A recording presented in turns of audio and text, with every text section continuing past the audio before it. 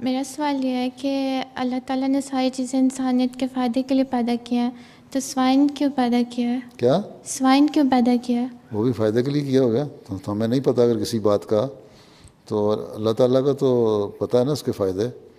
اس کی مثلا اب اس کے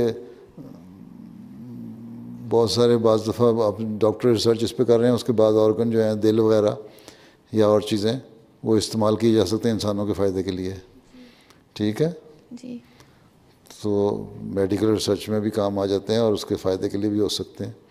کچھ چیزیں ہوں گی پیدا، بہت ساری چیزیں ہیں جس کے لیے پیدا کی جاتی ہیں. ٹھیک ہے، جی ٹھیک ہے. تو سانپ کے متعلق کیا ہے تو پتہ ہے اس کے کیوں، اس کا کیا فائدہ ہے؟ نہیں حضور مجھے پھر نہیں تو پتہ. سوائن کی کیوں بات کری، سانپ کی کیوں نہیں بات کرتی؟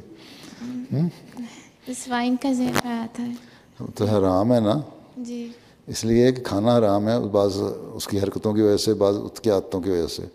جی لیکن بہت سارے ہر جانور کی کوئی نہ کوئی خصوصیت ہے جی ہیں. جی تو اس کے بارے میں بھی کتنی پڑھی ہوئی ہو؟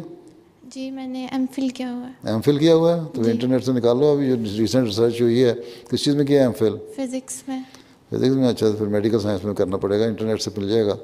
اس جی کے جو دل اور اس کے بعض چیزیں استعمال ہو رہے ہیں جی سوائن کے ریسرچ میں، جی میڈیکل جی کی ریسرچ میں ہوتے ہیں، اس میں تو فائدہ ہو جائے. جی ٹھیک ہے، ٹھیک ہے. چلو جزاک پھر. اللہ حضور.